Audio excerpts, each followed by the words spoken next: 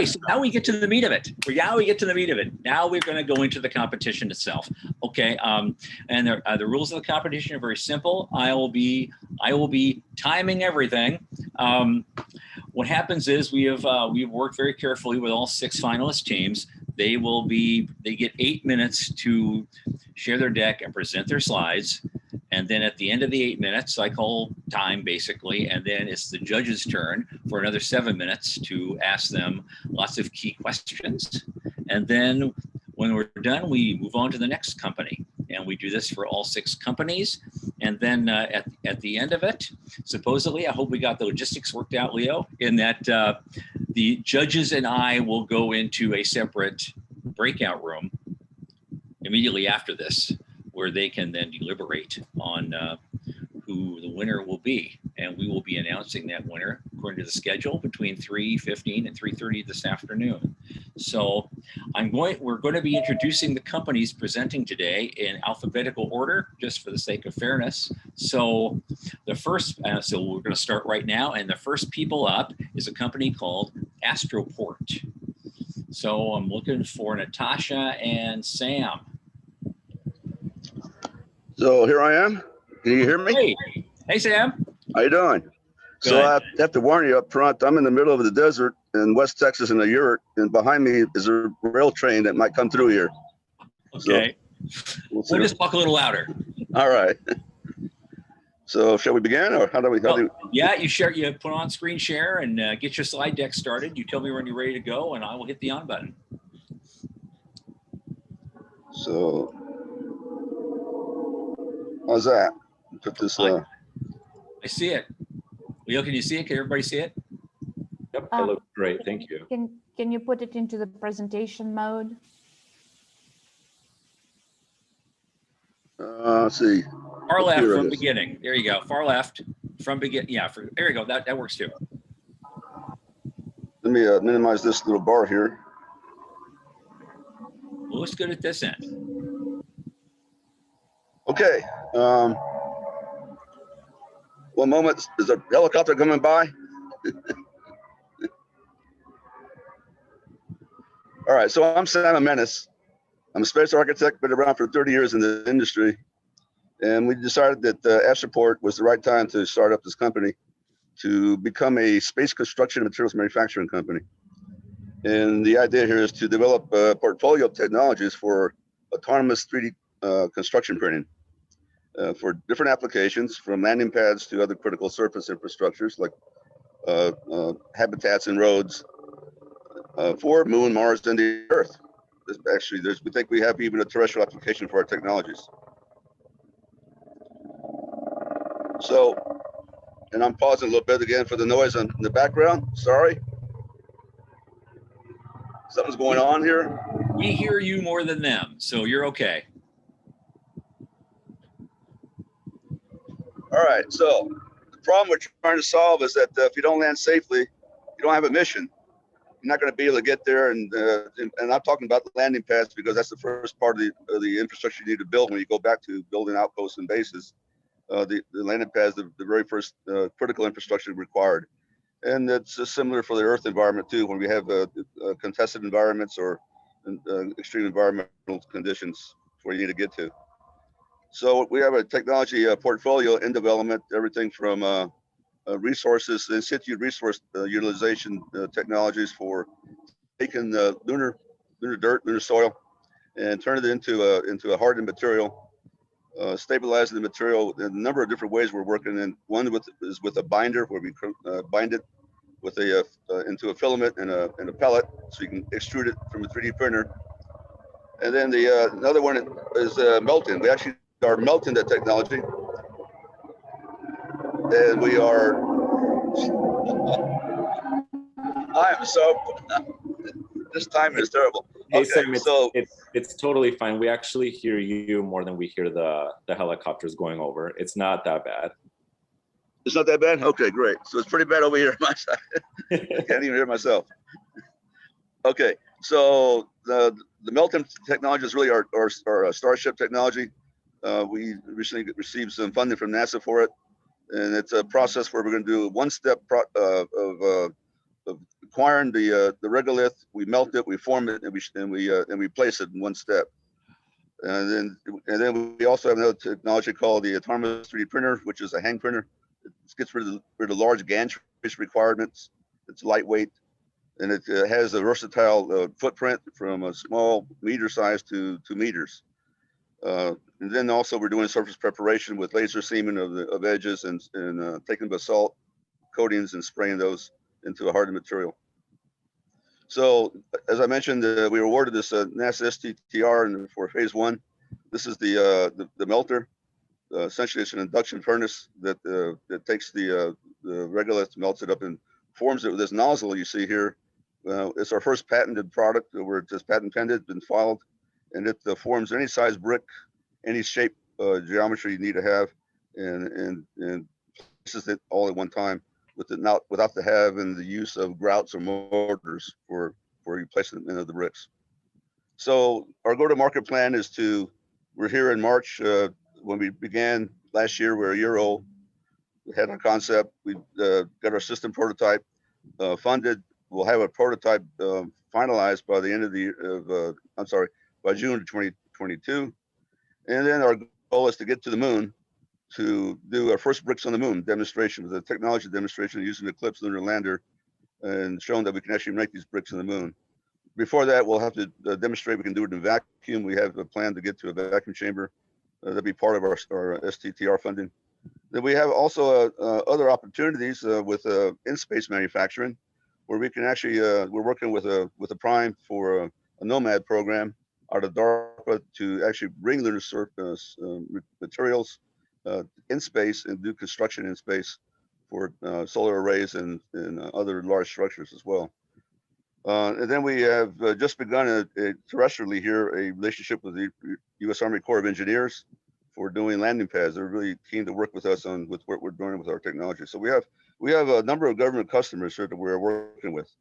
And so we have this roadmap that says that we're currently doing our proof of concept. Our targeted industries are materials manufacturing, space construction, from surface construction to in-space construction. And eventually we want to get to a point where we're an operator of spaceports as a service provider. And this is way back down, in 2030 plus time frame. And then targeted customers would be the space transportation companies and surface operations. So we've got pretty good traction so far in 1 year. We have a lot of media attention that we've been getting here. We're based in San Antonio, Texas. I mentioned the patented nozzle. Our first minimal viable product is the filament. It's a commercial product. We can sell that commercially. That's online to buy. And then we have industry partnerships we're working out.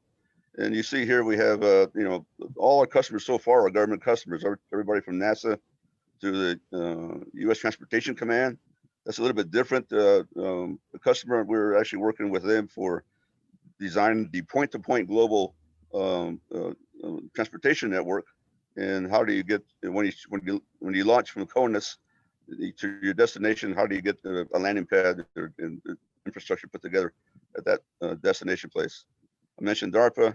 We received an award from the government of South Australia from an incubator program. They want us to go over there and set up a relationship with an Australian company to work with their mining industry and mineral beneficiation companies to help us with this relationship, to use that expertise to for what we need on the lunar surface, but also for what they need to have over in Australia.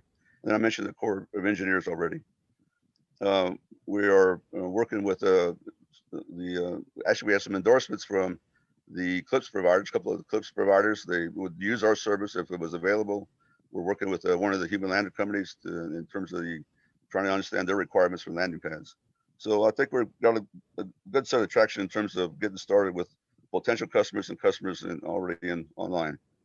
Good team of technical team. You see in the box there, we're teamed up with the University of Texas of San Antonio.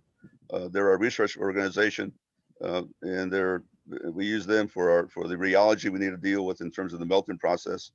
And then we have a good advisory board former NASA chief technologists and flight directors and space architects and some financial people as well. And even got an oil wildcatter on our board advising us. So what we're looking for help in figuring out how to take these technologies terrestrially. So this is a long-term play here. Some of the stuff that we're talking about by the end of the decade in terms of making this stuff work. We probably don't see the technology demonstration with the Eclipse provider probably not until the middle of the decade, 2024 probably. But in the meantime, we want to be able to generate revenue, and we've identified some of those areas, but we really do need help trying to figure out how do you migrate these technologies for applications here on Earth. And with that, I think I'm done. You're at 8 minutes. Very good. Judges, turn on your mics. Questions? Can you tell me a little bit more about your minimum viable product and whether or not that included any conversations with customers to validate the MVP? Yeah, so that product is actually, it's a licensed technology. We have a relationship with a company called the Virtual Foundry, where they have a process for doing this binding of any kind of material from basalt to the metals. And our licenses with them, the discussions are that we would take that process and spacify it. Basically, we make these applications for that process into a space application. So what it is right now, we work with our simulant. We have a simulant called LCATS-1 it's available on the market. You can inquire for it. We'll sell it at 100K per kilogram. But that same simulant is also being able to be bound with a PLA or a polyethylene, and that turns into a filament, and it can be used on any 3D print, tabletop 3D printer. And essentially, it's basalt. You're printing with basalt. But since you're using PLA, it's a basalt that has a plasticizer that provides the binding agent. That's correct. Yeah. Okay. And that's the reason we moved away from that to the melting, because we want to get to a pure ISRU strategy on the surface. So that could be used on the lunar surface, but you have to import the PLA. On the surface, what's the power density that you need someone to provide you to be able to do that level of induction, to be able to melt regolith? Yeah, we're talking probably a megawatt power source. And the thing about that is that one of the partner that we're working with on the DARPA program has actually got that kind of technology. And so we think that's, we're talking, again, you see the picture here of all that surface activity going on, the delivery, all these robots and the construction process happening.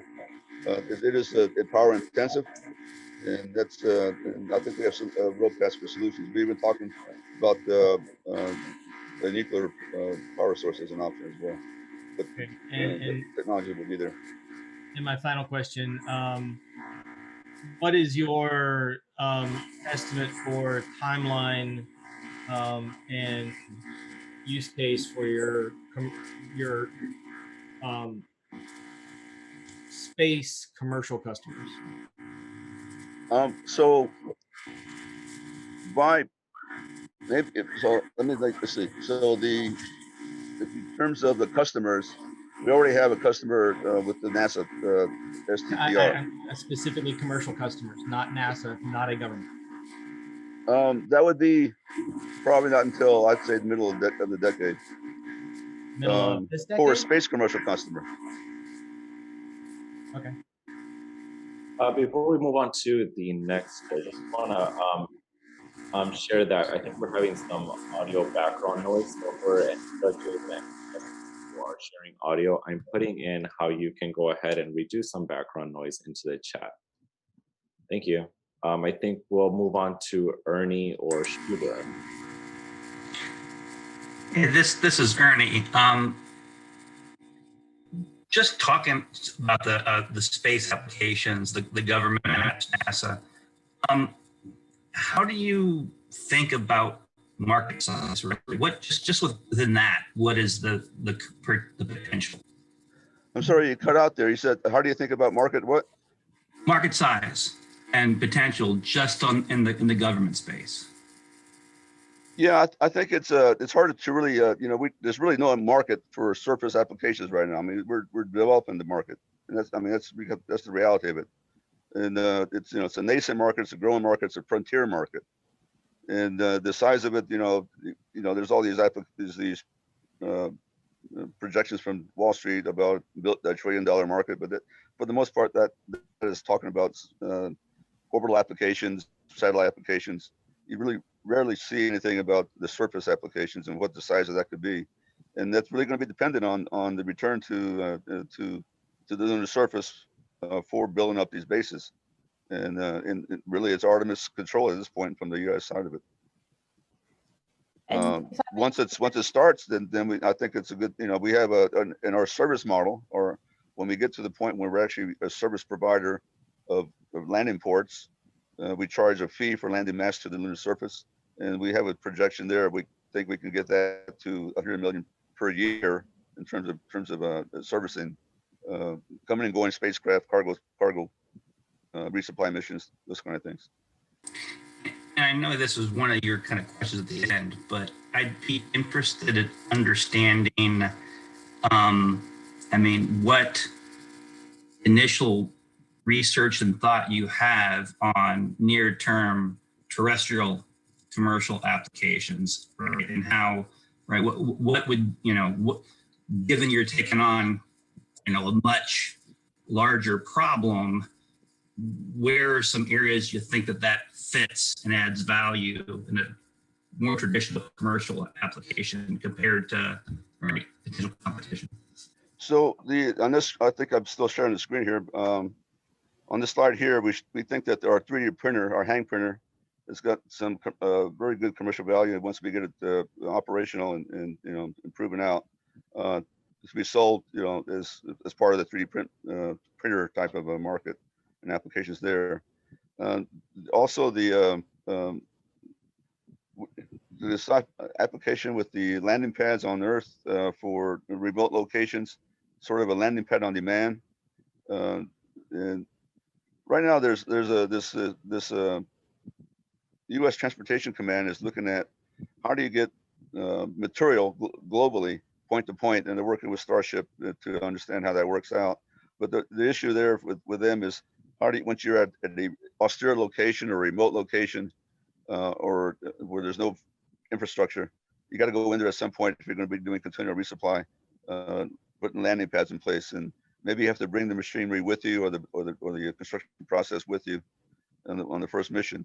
So there are some applications we think that this is the genesis with the Corps of Engineers that we're working with to figure that part of it out.